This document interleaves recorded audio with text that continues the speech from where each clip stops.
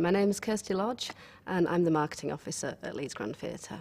We're involved in promoting all the productions that come to the theatre. We get ballet, dance, drama, musicals, and my job is everything from putting the posters up, arranging interviews for any stars when they come, anything that can be done really to publicise the show. At school, I was one of those kids who was considered a bit of a swot, really. I did enjoy school, and I did get on well with the teachers. I really enjoyed English. That was always my favourite subject. I really enjoyed my geography field trips that I did at GCSE. That was great fun, and I've got very close friends who I sort of like slept in one-man tents with and sort of walked through rivers with and that kind of thing. One thing I did say I always wanted to be when I was at school was I wanted to be a journalist, and that was sort of an angle I would have liked to have gone into.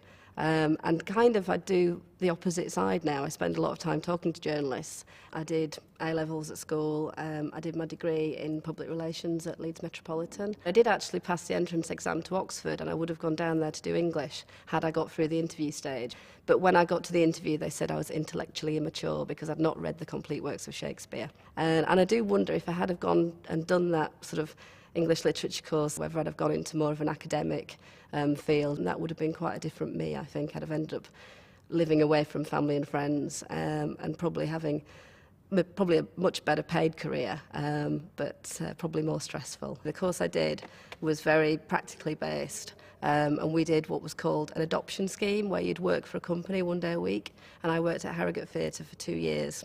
I used to do press nights with them, I used to do marketing. So basically everything I do now, I did as a student at Harrogate Theatre one day a week. It meant that I knew how it worked, I knew what was involved.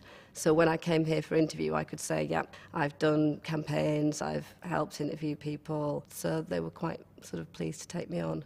And this was my first job. I applied for millions of jobs because it was very difficult to get a job at that time.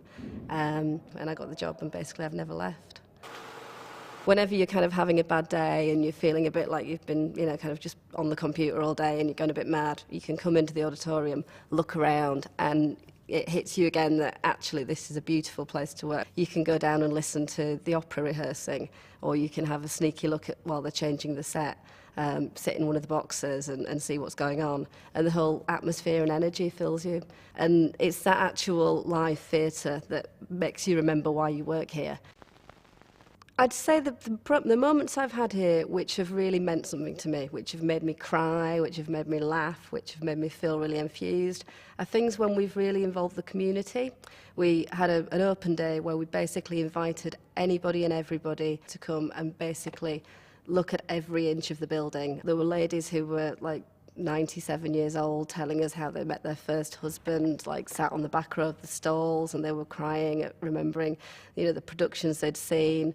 I think anyone who's ever had a connection with the theatre came on that open day and talked to us about what they'd done and their memories, and that makes you realise it's a real piece of living history, and that makes you really proud of the theatre, and also you really want it to continue and you want it to be successful. You want to have a full auditorium of people laughing and crying and enjoying the production, and that's what makes it feel really worthwhile.